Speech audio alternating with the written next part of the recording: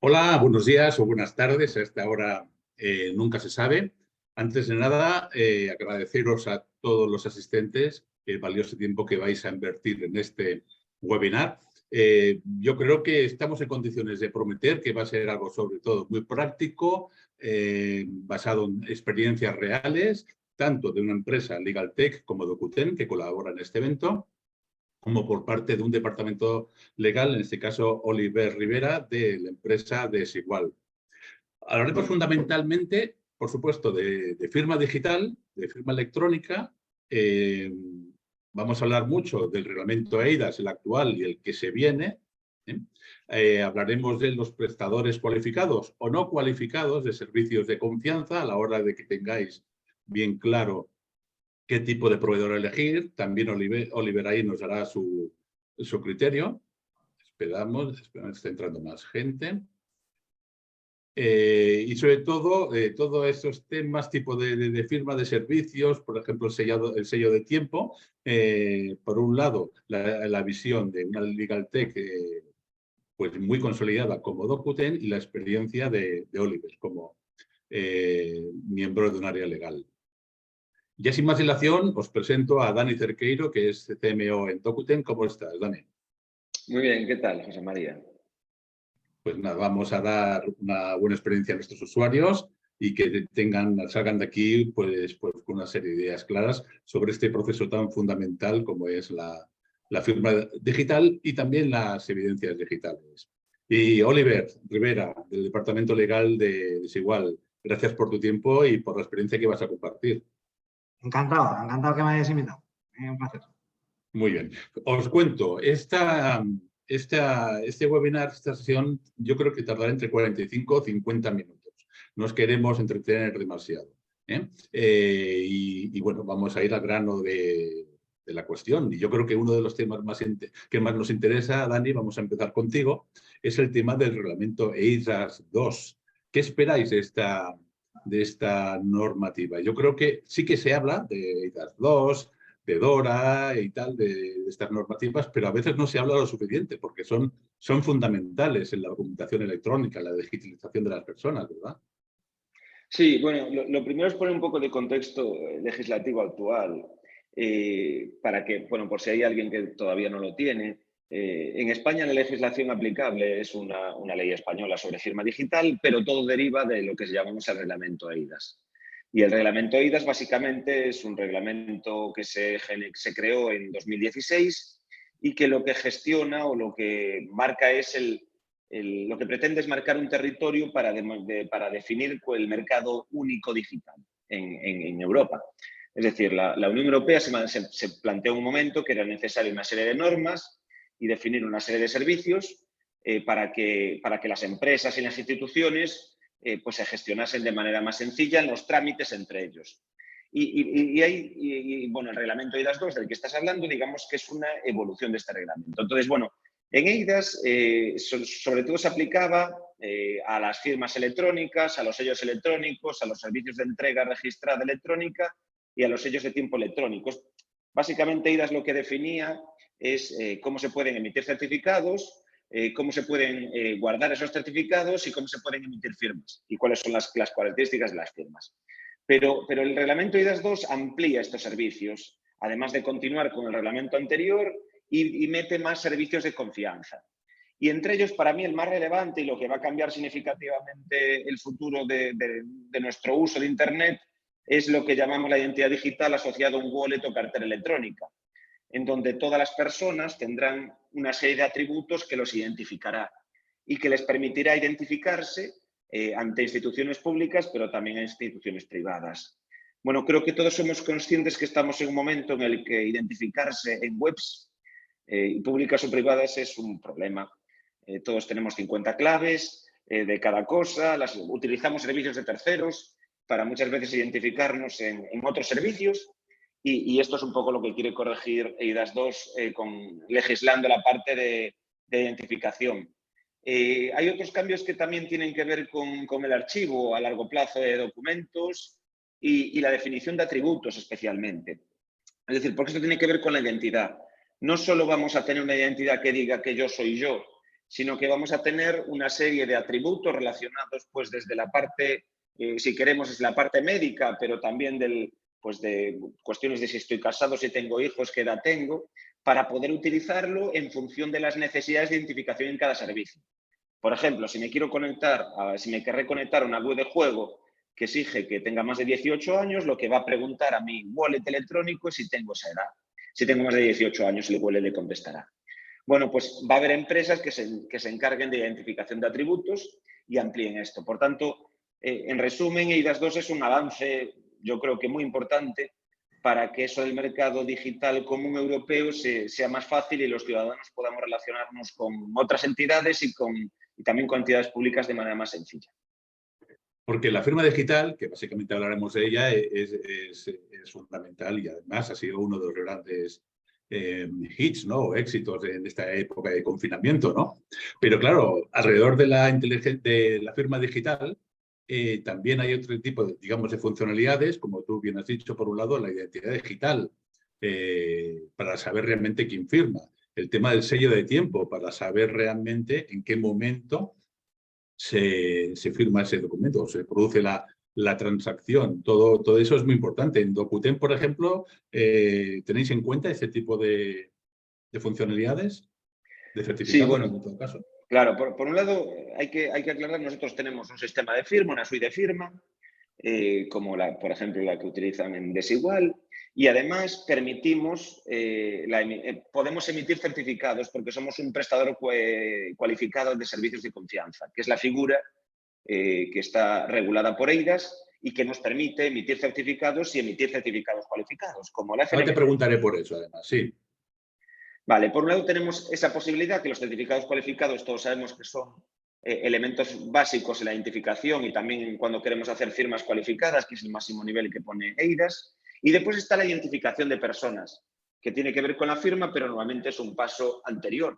Es decir, pues, por ejemplo, yo voy a poner el ejemplo. Si queremos hacer una matrícula online en una universidad a distancia, ahora mismo se puede hacer con un servicio de videoidentificación donde tenga mi DNI, ese DNI se tomen una serie de datos y se haga una correlación entre mi cara y ese DNI para saber que soy yo y a partir de ahí se emita un documento certificar, a firmar en función de esa identificación. Entonces, bueno, la identificación es algo a mayores. De hecho, nosotros tenemos un servicio de lo que se llama KYC, que es Conoce tu cliente, que básicamente sirve para eso, para que alguien se identifique y pueda lanzar después, y pueda lanzar posteriormente pueda entrar en un sistema e incluso lanzar un proceso de firma.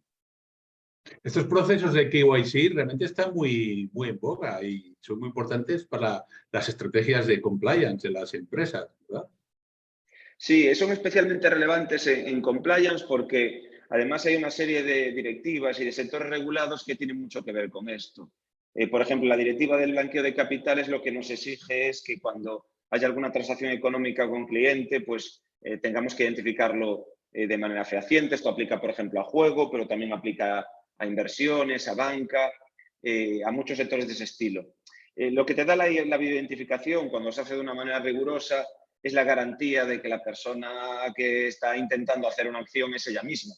Y eso es mucho más potente que tener un login y un password, que es muchas veces lo que tenemos en otros casos. Entonces, bueno, yo lo que querría dejar claro es que cuando estamos hablando de procesos que requieren de una identificación fuerte de la persona que accede a él, la videoidentificación ahora es una solución muy válida. De hecho, para emitir certificados, que hasta hace bien poco había que emitirlos de manera presencial, esto seguro que muchos asistentes están acostumbrados a tener que ir a una comisaría o donde sea para poder conseguir el certificado, hacer el trámite de identificación, porque para que tenga un certificado tienes que saber que tú eres tú. Bueno, pues ahora se puede hacer por videoidentificación, como estábamos comentando. Decías antes que sois Docuten prestador cualificado de servicios de confianza. En la página del ministerio, nunca me acuerdo el nombre exacto del ministerio, que tiene que ver con la transformación digital, vamos, hay dos categorías, cualificados y no cualificados, ¿vale? ¿Qué diferencia, qué valor aporta el cualificado más allá de que el propio ministerio, cuando eliges la opción de no cualificados, dice que el ministerio no ha podido comprobar que ese proveedor, que ese prestador no cualificado, se ajusta a los requerimientos de la normativa. Entiendo que especialmente de reglamento eIDAS, ¿no? ¿Cuál es vuestro valor añadido respecto a los no cualificados? Bueno, lo primero es que un prestador cualificado tiene que pasar una auditoría que los no cualificados no, y por eso pues pone eso en la web, de que los otros no está garantizado que sigan unos procedimientos. Y gracias a pasar esa auditoría, lo que nos permite es emitir certificados cualificados, tanto para firma electrónica como para sello electrónico, como para cualificados de sello de tiempo. Es decir, certificados que dan el máximo nivel de identificación y el máximo nivel de firma si los utilizas adecuadamente. Y además, también hay una cuestión de valor probatorio y de legalidad. El hecho de ser un prestador de servicios cualificados y hacer la firma con prestadores de servicios cualificados lo que da es un mayor valor probatorio a la firma que hagamos. Y además nos permite custodiar las evidencias. Es decir, nos permite guardar la información que determina por qué un proceso se ha hecho adecuadamente. Y entonces, bueno, digamos que la garantía legal que tiene un cliente cuando utiliza una firma de un prestador de servicios cualificados es mayor. Desde tu visión el tema que mencionas es súper importante, el valor probatorio realmente, ¿no?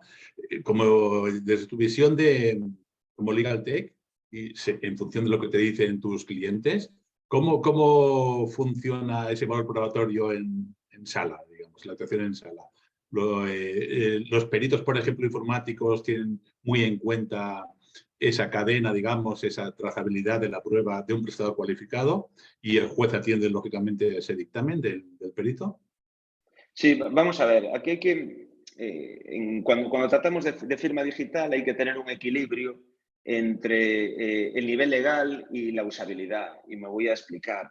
Es decir, la legalidad lo que dice es que cualquier firma, por estar en formato electrónico, no puede ser rechazada y tiene toda la validez jurídica. La cuestión es cuál es el valor probatorio en caso de que haya un conflicto. Y en eso, pues por ejemplo, la firma cualificada, que es la hecha con un certificado cualificado y además a través de un dispositivo adecuado para ello, esa firma se equipara a la firma manuscrita. Y si hay cualquier conflicto, digamos que la prueba de la carga está en la parte que dice que rechaza esa firma, que esa firma no es legal. En los otros casos no es así, hay que demostrarlo. No quiere decir que no sean legales ni que no se pueda demostrar, pero hay que demostrarlo. Y hay que tener una serie de evidencias. Entonces, claro, ¿por qué no todas las firmas se hacen cualificadas? Bueno, porque generalmente la firma cualificada requiere que las personas involucradas tengan un certificado cualificado y muchas veces esto no es así. Por ejemplo, en muchas empresas en recursos humanos se hacen firmas avanzadas por ello, que tienen una validez legal alta, pero además tienen una usabilidad mayor.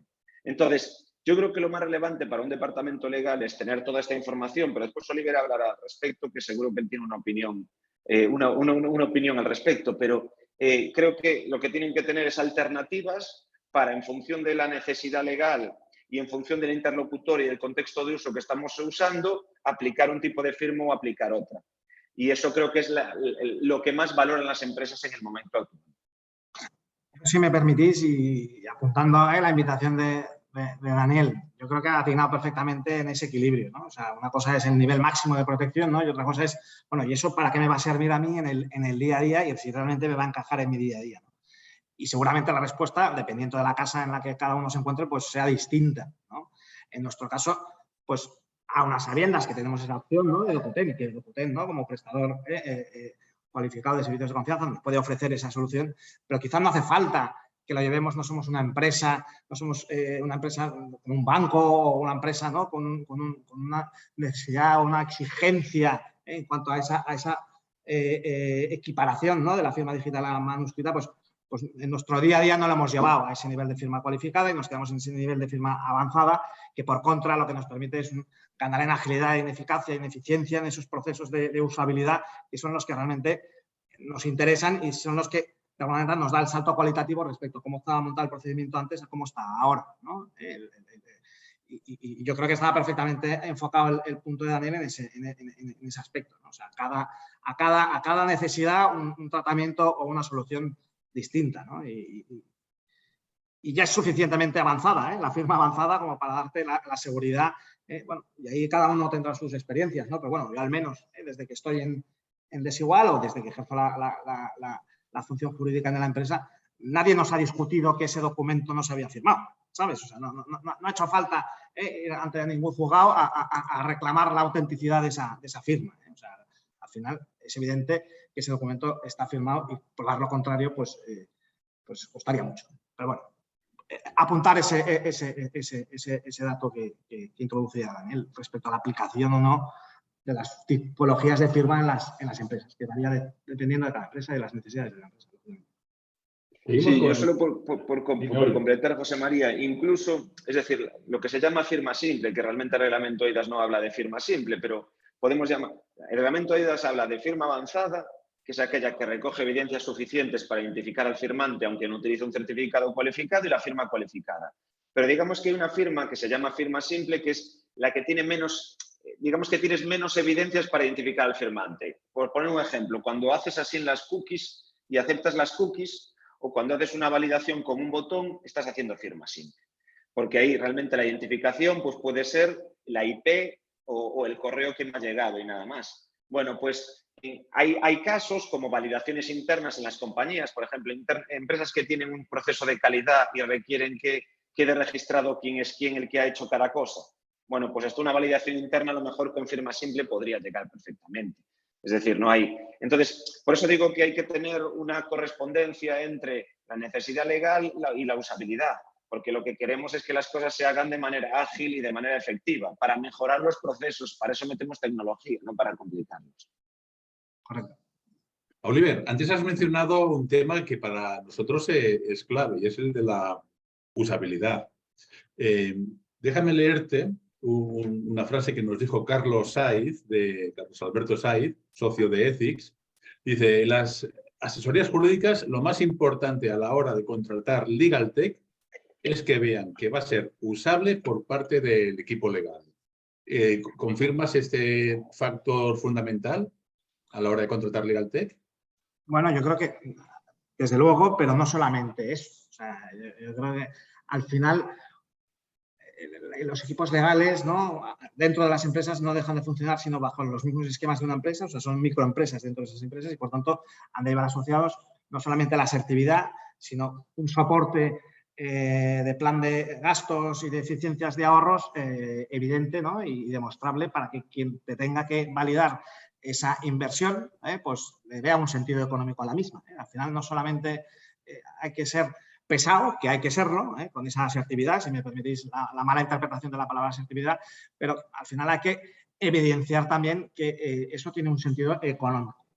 Y no solamente eso, sino que además hay que involucrar a las personas afectadas por esa nueva herramienta desde el minuto 1, de tal manera que al final se conviertan en aliados, ¿no?, de la implementación de esa solución. Al final estamos cambiando las maneras de trabajar de mucha gente o de la gente, ¿no? Hay personas que están reticentes a hacer las cosas de manera distinta, aun cuando puedan ver el beneficio. Hay otras que son amantes de intentar hacer cosas distintas, pero bueno, al final has de tenerlos todos a una, porque si no, luego la solución, si no se usa, pues no va a ser exitosa. Y por tanto, son distintos factores los que determinan o no el éxito de la implantación o no de una determinada herramienta digital, no digital o lo que fuera. Oye, no, José María, si me permites, yo creo que una cosa que ha dicho Oliver que es fundamental, que es la gestión del cambio, que es algo que las empresas tienen que dar cuenta que cuando cambias un proceso, aunque sea un proceso tan simple como la firma, porque en el fondo no cambias gran cosa la forma en la que se trabaja, pero sí la parte final en la que se firma un documento, las personas involucradas van a ser primeras reticentes porque somos seres humanos que nos gusta la costumbre. Entonces, la empresa que introduzca un proceso de este estilo tiene que ayudar a las personas involucradas a que entiendan la razón de ese cambio y estén perfectamente informadas. Esto ayuda muchísimo a que la cosa salga bien o no. La comunicación al final es muy importante en este tipo de procesos. Correcto. Sí, estoy de acuerdo contigo, Dani, en el sentido que la firma puede parecer algún proceso muy simple, pero al fin y al cabo puede ser el eje central de lo que se llama la gestión del ciclo de vida de los contratos, ¿no? Antes hay una serie de procesos, después también, pero la firma puede ser el ombligo, ¿no?, a través del cual... En ese sentido, este proceso de firma digital, Oliver, ¿qué ha supuesto para vuestra empresa? ¿Realmente ha servido para eficientar los procesos legales? ¿Cómo ha impactado? ¿De qué forma? Pues sin duda. Piensa que al final, bueno, y ahí cada casa es un mundo, ¿eh? Y a mí me cuesta ahí dar recetas universales porque, como antes decíamos, las necesidades en cada casa son distintas. Pero bueno, lo que sí que es cierto es que Desigual, a pesar de ser una empresa que en lo digital es muy puntera, ¿vale? En el área legal, pues no estábamos a ese nivel de vanguardia digital, ¿no? Y realmente los procesos, y hablamos ahora de un proceso muy fácil o muy sencillo, ¿no? Como decíamos antes, que es el de la firma, ¿eh? Pero el proceso de firma era un proceso absolutamente manual, ¿no? Y de otro siglo, ¿no? Bueno, al final no es tanto el proceso lo que ha cambiado, sino el vehículo o la herramienta a través del cual se cumplimenta ese proceso. Y eso es un dato relevante, ¿no? En el sentido de que al final las herramientas por sí solas no arreglan los problemas, sino que hace falta que el proceso esté perfectamente definido ya en el mundo físico, ¿vale? Para que la herramienta se pueda adaptar a esa realidad, ¿no? Y te pueda dar la solución que buscas, ¿eh? O sea, no, la herramienta no te va a generar el proceso, sino que primero es el proceso y luego es la herramienta la que ayuda a eficienciar ese proceso. Y yo creo que ese es un punto relevante. Entonces, en este caso, dado que el proceso era claro, estaba muy interiorizado en la casa, pues ha sido más fácil, ¿no? Llevarlo a la herramienta digital, ¿no? Y poder instrumentarlo a través de esa herramienta o de esa solución tecnológica como es la firma digital, en este caso, de Docuten, ¿eh? Pero bueno, ¿en qué ha impactado y en qué ha beneficiado y en qué nos afecta? Pues como antes decíamos, o sea, ha hecho falta involucrar al equipo legal desde el minuto 1 desde la toma de decisión, te diría, hasta la implantación, colaborando con el proveedor a la hora de entender dudas de nuestro proceso físico a llevarlo al proceso digital, cómo sería, ¿no? Y cómo se gestionaría todas esas cuestiones, ¿no? Para dar esa confianza al equipo de que esas cosas que se hacían en el mundo físico se van a poder seguir haciendo en esa herramienta digital, y ahí cada herramienta tendrá sus bondades o no, sus funcionalidades o no. En el caso de Docuten, pues se adaptaba perfectamente a las nuestras, ¿vale? Ha hecho falta un plan de comunicación de arriba a abajo, ¿no? Informando desde la dirección hasta las áreas más afectadas en la firma de documentos, pues que a partir de ahora el proceso no va a hacerse como se hacía antes a través de un papelito que va corriendo por los pasillos, sino que va a ser a través de una herramienta digital, ¿no? Y ha tenido que informarse y comunicarse bien a esas personas cómo van a recibir las necesidades, ¿no? de validar y de firmar, ¿no? Y en mi caso, ahí he tenido la suerte, dado que la herramienta ya existía en la casa y se usaba en el equipo de legal, ¿no? Pues me ha costado menos ese plan de ahorro, ese plan de costes, en la medida que parte del coste asociado a esa herramienta pues ya estaba de alguna manera incorporado en nuestros presupuestos, ¿no? Con lo cual, pues en ese sentido ha sido un poco más fácil, ¿no? Pero yo te diría que esos han sido un poco los pilares: trabajar bien con el equipo, trabajar bien con el proveedor y comunicar bien hacia afuera, dentro de la compañía, cómo se va a usar. ¿Cuál ha habido resistencias en eso que habéis llamado los dos gestión del cambio? ¿Ha habido resistencias o gente, digamos, escéptica? Yo creo que en el año ya en el que estamos, que es en el 23, ¿no? Casi te diría que estábamos un poco retrasados, ya te diría yo, en nuestro caso. Y por tanto, la reticencia, yo no la calificaría de reticencia, sino de ¿y por qué? ¿Sabes? Si ya funcionamos bien, caía ya por su propio peso, ¿sabes? O sea, al final ha sido tan natural, ¿no? En nuestro día a día el incorporar esa herramienta, que esa reticencia pues ha tenido muy poca duración, por decirlo de alguna manera. Ya te digo, para mí la barrera más complicada era la económica, o es la económica, en la implementación de cualquier herramienta de este tipo, y en este caso tuvimos la suerte de tenerla más o menos cubierta. Si hubiese supuesto un coste distinto, pues supongo que me hubiese costado más, aunque yo creo que hubiese caído también como fruta madura, como contábamos antes, porque al final es un tema ya de mercado. No sé si me anticipo a otras conversaciones o demás, pero es que ya ahora cualquier empresa, y ya no estamos hablando de empresas sofisticadas ni de empresas de un nivel especial de facturación, o sea, cualquier empresa pequeña, mediana, ya te está incorporando en sus procesos, ¿no? Procesos de firma digital, ¿no? Y espera una respuesta equivalente respecto a sus interlocutores, clientes, proveedores o lo que fuera.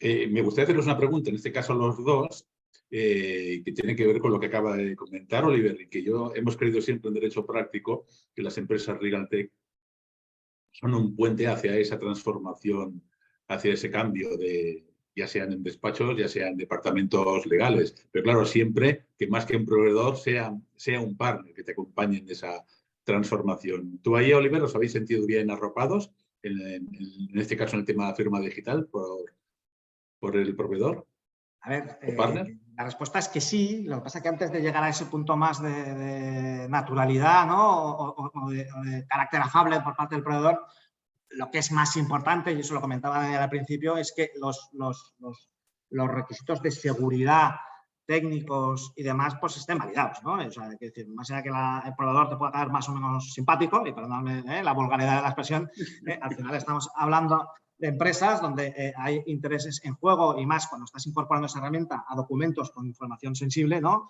Que es necesario, desde un punto de vista técnico, pues validar que cumplen las exigencias, ya no solamente normativas, sino propias de las políticas internas de cada caso, ¿no? Entonces, salvado ese requisito, ¿no? Que en este caso pues Docunoten pues, lo ofrece, ¿no? y con garantías, desde luego es un valor añadido y se agradece, ¿no? Pues que la disponibilidad del proveedor a la hora de solventar incidencias, a la hora de darte facilidades de cómo se ha implementado un proceso de este tipo en otras empresas, y darte esos ejemplos, ¿no? A la hora de poner a tu disposición atención al cliente de una manera ágil, ¿no? O sus equipos técnicos, cuando hay dudas por parte de nuestros equipos técnicos en algún tema de seguridad, pues yo creo que ayuda y mucho a que la solución sea una u otra, ¿no? O sea, sin duda, ¿no? Al final el trato personalizado, ¿no? Y el trato ágil y eficiente, pues es un factor añadido y una ventaja competitiva, en este caso, por parte de Docunoten, que nos ha servido a nosotros para decantarnos por esa herramienta, sin duda. Bueno, yo, aparte, muchas gracias, Oliver. Creo que sí, que la parte legal y de seguridad es el punto inicial, y de hecho nosotros siempre somos conscientes de que trabajamos en tecnología, pero en un sector muy regulado. Es decir, hay otros sectores que no están regulados, el nuestro sí. La parte de firma digital es totalmente fundamental que cumplas la normativa y cumplas los máximos estándares de calidad para ello. Y de hecho, por ejemplo, nosotros tenemos ISO 27001 decía Oliver, trabajamos con la información de nuestros clientes y sabemos la criticidad de eso. Y por tanto trabajamos con la 27001, tenemos los servidores con Microsoft, con Azure, porque también nos aseguran, por ejemplo, que los servidores están en Europa y así cumples con RGPD. Entonces, una parte legal. Pero sí, nosotros también consideramos fundamental que es decir, el enfoque es, nosotros no somos una empresa de servicios, somos una empresa de producto que estamos centrados en esto. Cada vez que tenemos un cliente le damos un servicio al cliente. O sea, las dos cosas son verdad. Tenemos un producto y nos centramos en ello, y después cada proyecto es un servicio al cliente.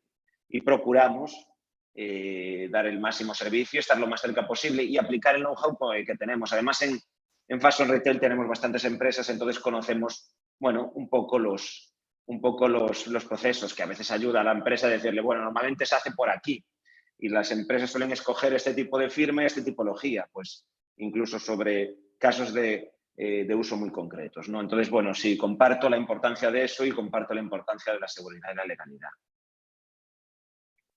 Oliver, ¿cómo ha sido ese proceso de implementación de la firma digital como tal? ¿Ha supuesto inversión de recursos, de tiempo?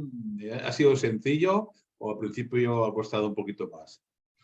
Bueno, yo creo que lo comentaba un poquito en la anterior explicación. O sea, ha supuesto una inversión de tiempo, sin duda, no demasiado tiempo, ¿vale? O sea, yo creo que hemos sido bastante rápidos, ¿eh? Ha ayudado también, como decía antes, que la solución estuviese ya incorporada en la casa, ¿vale? Eso pues también, desde luego, ahí el ser follower, ¿no? A veces, ¿no? Y ayuda también a según qué cosas, y en este caso pues nos ha ayudado. Y lo que decía antes, la reticencia sea poca, porque yo creo que era más que evidente que el estado del arte, en cuanto a firma, pues ya requería esa firma digital. Por lo cual te diría que ha sido un proceso bastante fluido. Si eso sí puede servir de experiencia a otras empresas, pues de momento con pocas disrupciones y incorporado en la casa de una manera muy, muy natural. Quizá, y con particularidad, ¿no?, de desigual respecto a otras empresas, no lo sé, ¿vale? Pero lógicamente al final quien está firmando el documento, ¿no? En nuestro caso, pues que son personas identificadas, los apoderados de la compañía, pues se dedican a otras muchas cosas en el día a día que a estar revisando documentos, ¿no? Entonces, un proceso importante para nosotros incorporado a la firma digital es el proceso de validación previa de los documentos que se pasan a firma, ¿no? Entonces, en ese sentido, el que la herramienta incorpore distintos roles, validadores y aprobadores, ¿no? El de validadores sería el que ha estado gestionando ese documento, ya no solamente desde el área legal, sino desde otras áreas, ¿no? Al final, las áreas son las owners de los contratos, ¿vale? Con el soporte de legal, pero las áreas son las owners, pues que previo a la firma el firmante tenga esa tranquilidad, ¿no? De que las personas que han estado trabajando en ese asunto, en ese contrato en concreto, pues dan el ok y que ese ok esté incorporado antes de la firma y sea trazable y puedan haber opciones de comentarios o de resumen de lo que se está firmando y que eso la herramienta de Docuten lo permita, pues yo creo que nos ha encajado perfectamente y por tanto, pues es lo que decía antes, el proceso sigue siendo un poco el mismo, el entorno o el mecanismo o el vehículo, el cómo es el que varía. José María, si me permites para completar Adelante. brevemente lo que dice Oliver, creo que es muy relevante el hecho de que las funcionalidades de la suite de firma, porque una cosa es un proceso de firma al final, es meter un hash dentro de un documento, identificando al firmante y demás. Eso es la parte más técnica. Pero cuando tienes una suite de firma, lo que tienes es una serie de funcionalidades que se deben adaptar a la complejidad que tú tienes en la compañía.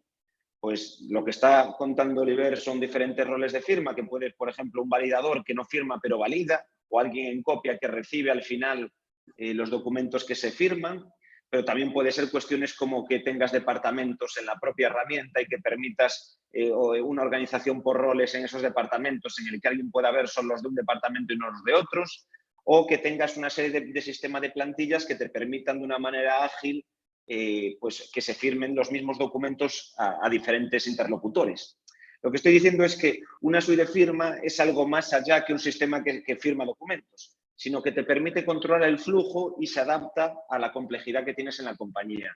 Y eso muchas veces me preguntan, ¿qué diferencia hay entre tener una cosa como Docuten y Adobe? ¿Adobe te permite firmar? Sí. ¿Adobe te permite firmar legalmente? Sí. Pero Adobe es una herramienta que te permite hacer ese proceso de firma. No controlas un flujo. Esa es la principal diferencia. Y muchas veces eso es lo que tiene que buscar la empresa, ver las funcionalidades. Si ya tenemos en cuenta que es legal, ya tenemos en cuenta que es seguro y cumple nuestras necesidades, vemos si las funcionalidades están adecuadas a lo que nosotros necesitamos como compañía.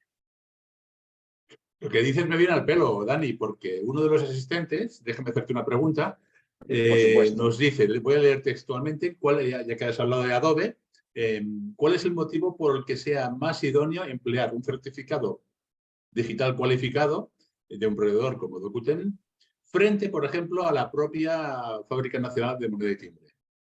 Vale. Bueno, primero, nosotros emitimos certificados, la Fábrica Nacional de Moneda y Timbre emite lo que se llaman certificados en software, que son ese típico certificado que tú puedes meter en tu navegador y mover incluso de navegadores y mandárselo a alguien. Hay gente que dice que se lo mandan a la asesoría, yo no me lo creo, pero a lo mejor hay alguien que lo hace incluso. Y la cuestión es que ese certificado vale muy bien para identificarse y, de hecho, para conectarse a las administraciones públicas y demás vale muy bien, pero tú cuando haces firma digital con ese certificado estrictamente es firma avanzada. ¿Por qué? Porque no estás conectándote a él por un medio seguro. Nosotros cuando emitimos un certificado queda en un servidor específico, un HSM, que de ahí no sale. Entonces la gente para hacer la firma con ese certificado tiene que conectarse con un login, un password a ese certificado, utilizar el certificado y bueno, desconectarse. Entonces, la diferencia es esa. Y después, muchas veces, para conectarse a las agencias, a las instituciones públicas, nuestro certificado debería valer igual que el de FNMT, porque todos los certificados cualificados deberían estar en todos los sitios que entran. A veces esto no pasa, yo lo reconozco. Es decir, nosotros muchas veces a las empresas le decimos, bueno, no está mal que tengas tu certificado de la FNMT por si algún día tienes que conectarte a alguna agencia online y por lo que sea el informático de esa agencia no ha metido todos los certificados cualificados y el FNMT siempre está, por supuesto. Pero para realizar firmas no necesitas para nada un certificado que no sea el nuestro. Es decir, no quiere decir que sea ilegal la firma con certificado de FNMT, no estoy diciendo eso. Simplemente que el nivel que consigues es avanzado y no cualificado. ¿Vale? Pues De hecho, es bueno, una no sé si me razón de permitís. peso. Sí. Perdona, José María. No, adelante, Oliver. Son flujos absolutamente distintos. La firma certificada a través de la Fábrica Nacional de Moneda y Timbre, además pensadas básicamente para interactuar con la administración, y ahí te quedas, ¿no? Versus el proceso que tenemos respecto a la firma que ahora comentamos, ¿no? Y que tenemos implementada a través de la herramienta de Docuten, pensada más para contratos, ¿no? Y para lo que son los documentos que en el día a día lleva o gestiona la asesoría jurídica de la empresa.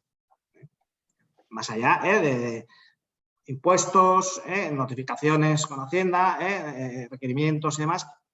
Y ahí sí podemos echar mano de esa firma de la Fábrica Nacional de Moneda y Timbre, pero para interactuar con la administración, no para nada más, con lo cual su funcionalidad se queda muy limitada a lo que es nuestra necesidad del día a día respecto a la firma digital. Entonces, creo que son dos. Podemos decir que son complementarios, que son dos herramientas complementarias. Hombre, la pregunta... el otro nivel de diferencia es el alcance territorial, ¿no? Es decir, al final esto te servirá para la administración pública española, ¿no? Pero ahí te quedas, ¿no? Cambio, o sea, estamos hablando de enfoques absolutamente distintos. La pregunta tenía su enjundia y mucho sentido además. La suerte que tenemos es que los asistentes a nuestros webinars son muy cracks, afortunadamente. Oye, quiero hablar un poquito más de ciberseguridad, Oliver. No hay que olvidar una de las funcionalidades más interesantes, en este caso de Docuten, y más necesarias, es la custodia de las evidencias en los procesos de firma y notificación electrónica, no solo firma, ¿no? ¿Eso cómo lo ha encajado tu equipo? No solo legal, sino, pues lógicamente, tu equipo de informático, ¿no? De seguridad. No olvidemos que la ciberseguridad también es uno de los ejes troncales de las políticas de compliance. Vivimos un momento normativo muy bestia en torno a ciberseguridad. No sé si estás de acuerdo, es como aquel momento que vivimos hace unos 20 años con el tema de protección de datos, ¿no? ¿Cómo lo habéis vivido esa experiencia? Bueno, como comentaba antes, los followers, pues algo de trabajo ya estaba hecho, ¿no? Pero sí es cierto, y antes como comentaba también, el criterio principal a la hora de determinar si un proveedor es apto o no para ese determinado servicio es valorar las bondades a nivel de seguridad, por el contenido sensible que la información que se maneja en esa herramienta pues tiene y a la que nos puede exponer. Desde luego, dentro de nuestros matices de riesgos, ¿no? Ya no hablo a nivel del área legal, sino a nivel de compañía, la ciberseguridad cada vez va subiendo en el escalafón, ¿no? Y por tanto, pues todo proveedor que pueda de alguna manera afectar o poner en jaque o en riesgo determinada información sensible de la compañía, pues va a ser sujeta, previa a su adopción, ¿no? De un escáner, ¿no? De una revisión de cumplimiento de determinadas medidas de seguridad que incluso la propia compañía tiene establecidas. Es decir, no, aquí no es un tema tampoco de marco normativo, que también lo hay, ¿no? Pero de autoexigencia de cada una de las empresas respecto a su nivel de seguridad. Y en ese sentido, pues, en Desigual somos bastante sensibles a eso. Dani, ¿es un argumento poderoso el de la ciberseguridad para vosotros? Sí, bueno, yo creo que es, como dirían, un must. O sea, es que esto no puedes trabajar en este ámbito si esto no lo tienes muy bien trabajado. De hecho, nosotros pasamos auditorías todos los años, tanto por ser prestador de servicios cualificados como por tener la ISO 27001, e incluso tenemos algún cliente que nos hace auditoría propia y asumimos que hay que dar la máxima seguridad en que cumples con los máximos estándares. Nadie está totalmente seguro de un ataque de ciberseguridad, pero tienes que minimizar los riesgos y trabajar con los mejores estándares. Entonces, sabemos que aparte, nuestros validadores cuando entramos en una empresa son normalmente dos. Una es la parte legal y otra es la parte de TI. La parte de legal lo que va a mirar es la legalidad de las firmas y de que todo lo que hagas cumpla con la normativa. La parte de TI lo que va a mirar principalmente es la seguridad y la seguridad de la información, las dos cuestiones. Y por tanto, bueno, pues desde el principio de la compañía se ha pensado que esos son dos interlocutores fundamentales y que argumentos para convencerlos tenemos que tener. Me estoy fijando y ya son, digamos, ya casi 45 minutos. Vamos a ir terminando, si os parece. Y es una lástima, pero bueno, os recuerdo a todos, en todo caso, que estamos grabando esta sesión y que la vais a tener disponible en YouTube pues, en unos días. Oliver, no tienes que irte sin dar unos consejos a nuestra audiencia. ¿Qué les dirías a otras empresas que están considerando implementar la firma digital para mejorar sus procesos, documentos, contratos, como punta de lanza de la digitalización? ¿Qué consejos darías?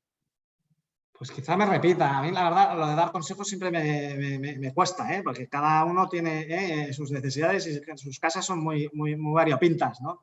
Pero sí lo enfocaría a lo que yo comentaba antes, ¿no? O sea, al final es algo que ya se impone, o sea, es algo que el mercado ya descuenta, ¿no? O sea, tus interlocutores, y no estamos hablando de grandes empresas, de empresas pequeñitas, se manejan y funcionan a través de esta firma, ¿vale? Y por tanto, lo decía Daniel antes, ¿no? Es un must. Pues eso es que es un must. O sea, es que ya no hay excusa, ¿no? O sea, al final, la complejidad que en un primer momento, cuando empezaron a salir esta serie de soluciones, pudiese llegar a tener, yo creo que está más que trabajada, más que aplanada, ¿no? Y por tanto, hablamos al final de un tema de dinero, ¿no? Y creo que al final, en el modo de uso o en función, ¿no?, de cuál sea el esquema del proveedor, pues creo que es bastante asumible, ¿no? Con lo cual, ese sería mi consejo, que no esperen para implementar algo que el mercado ya descuenta y que los clientes y los proveedores ya exigen. Para ti es importante, y ya termina Dani, ahora, para ti, Oliver, es importante que ese proveedor sea cualificado por el Ministerio. Sí. Es un factor decisivo, muy importante a la hora de tomar la decisión. Correcto. O sea, al final, el hecho de que nos dé esa tranquilidad, ¿no?, a nivel de exigencia, como comentábamos antes, ¿no?, en materia de seguridad, ¿no?, y de haber pasado determinadas exigencias, ¿no?, y de estrés, ¿no?, ante determinadas situaciones, pues dado que la información que vamos a manejar en esa herramienta es una información sensible, pues nos da mucha tranquilidad. Si fuese otro tipo de documentación o de información la que requeriríamos para trabajar en la herramienta, pues quizás no me importaría tanto, ¿eh? Incluso una firma, ¿no?, en PDF pegada, pues me valdría, ¿sabes?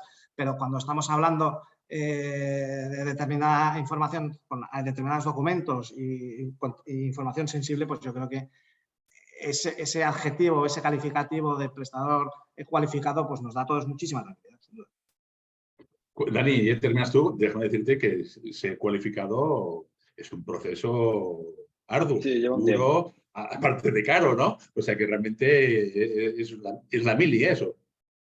Sí, realmente. Bueno, pero es que si quieres jugar a esto, yo creo que no hay otra manera de hacerlo. Si quieres estar al máximo nivel, y nosotros queremos estar al máximo nivel, y trabajar con empresas como Desigual, y para eso tienes que tener los máximos estándares. Por supuesto, hemos tenido que pasar ese tipo de cuestiones. Yo, completando el consejo de Oliver sobre el momento actual, yo creo que hay que considerar que en España y en Europa la legislación está totalmente madura. También lo que decía Oliver, la tecnología está madura, es decir, no estamos hablando de algo que sea tremendamente innovador. Puede sonar un poco contradictorio, pero realmente la firma digital y las tecnologías que están detrás de la firma digital son tecnologías que llevan bastante tiempo, que están muy validadas, que las herramientas que estamos trabajando con ellas también están muy testadas.